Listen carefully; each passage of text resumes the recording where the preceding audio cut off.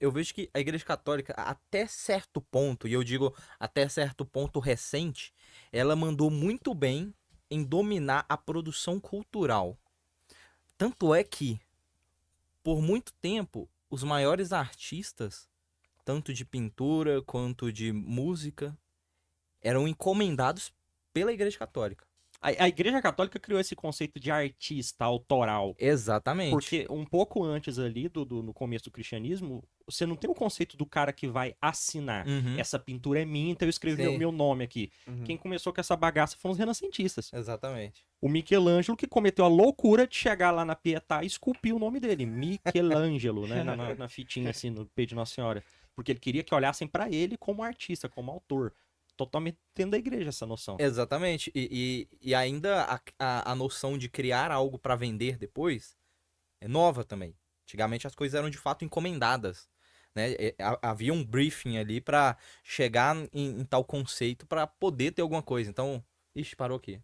Não, mas não tem nada não. Não, É, tem? Aqui também parou. É. Mas, continue. Ah, tá. Mas Mas foi só o retorno de vocês. só o retorno? foi só um Tá, retorno? tá rolando? Tá rolando. Então tá bom. Ninguém Então, encostou no fio aqui embaixo, não? o negócio é o seguinte.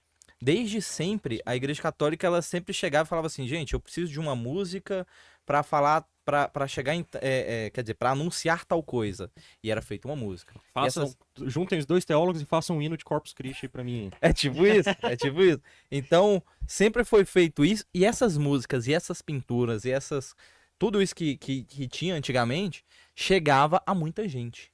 E atingia Foi só muita. tomada, Então, eu Boris. não sei se eu posso chegar a falar que isso aí era uma mídia antiga, mas até hoje, quando a gente vai estudar história de modo geral, as pinturas dizem muito sobre o período histórico. Certeza. As pinturas, os elementos, os pintores de antigamente, na verdade, eles tinham muito esmero, né, para detalhar cada coisa. Inclusive, Da Vinci ele estudava botânica só para poder colocar mais detalhes. Perfeito você colocou.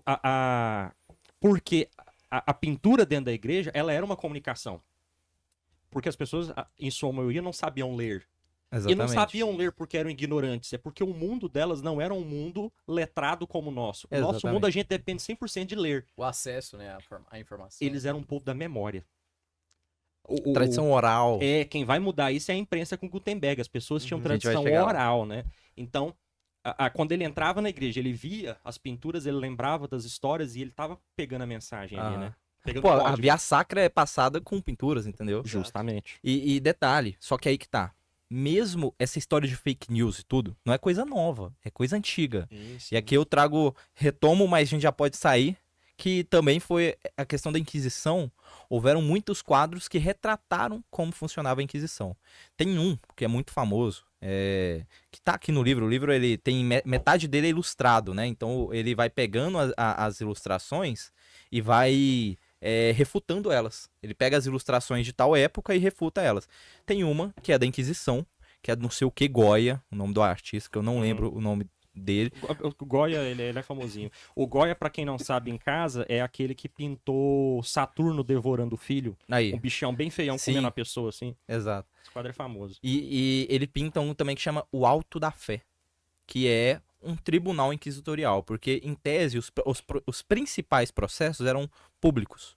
Eram públicos não, só que na pintura dele ele coloca o bispo julgando uma pessoa, uma bagunça de gente, e aqui do lado do bispo já tem o cara sendo condenado, já tem os garrotes. Pra quem não sabe, um garrote é quando o cara tá em pé e fica um ferro no pescoço dele já enforcando ele em pé. É uma espécie de enforcamento, só que sem ser a forca, né? Então do lado já tinha um garrote. Se eu não me engano, posso estar enganado, mas já tinha uma fogueira lá do lado também. Já tinha um pessoal passando meio nu ali por conta da vergonha do pecado e tudo mais. Então ele retrata tudo isso em uma pintura. Só que aí ele vai falar, porque essa pintura, ela é de 1790, se eu não me engano, 1700 e uns quebrados. Ele tá retratando algo que acontecia há 200, 300 anos. A Inquisição já tava finalizando. E detalhe, nunca a pena ela era aplicada assim que a igreja declarasse que o cara era herege, por exemplo. Por quê? Porque não era a igreja que de fato aplicava a pena. Então, a igreja católica ela definia o quê? esse cara que ele é herege ou ele não é herege. Não, ao contrário. Né? A Igreja Católica trouxe a noção do direito romano. Nós não podemos pegar esse cara e matar, nós precisamos processá-lo primeiro. Exatamente. Ele tem direito a um tribunal. Né? A Igreja Católica, ela traz essas noções do direito, né? E qualquer pessoa honesta que estudar honestamente vai perceber isso. Exatamente. Então, quando a Igreja Católica passa, tem todo esse processo, que ele não é de um dia para noite, é um processo demorado, tem consulta, eles vão consultar os parentes, as pessoas que conhecem, para chegar a alguma conclusão, e vão dar a oportunidade da pessoa se arrepender e mudar de vida. Existe a opção de prisão. Então, existem diversas condições até chegar, de fato, na condição herege. E depois, a igreja falou assim, esse cara é herege, então não me pertence mais. Só que aí que tá. O Estado, ele vira e vai falar assim, tá, mas herege eu mato. Então, se você falou que é herege, eu vou matar. Então, o Estado é quem sentenciava as pessoas à morte. Tomando cuidado que o Estado não é a definição moderna de Estado que a gente tem, mas podemos dizer ali as autoridades civis, né? Exatamente, exatamente.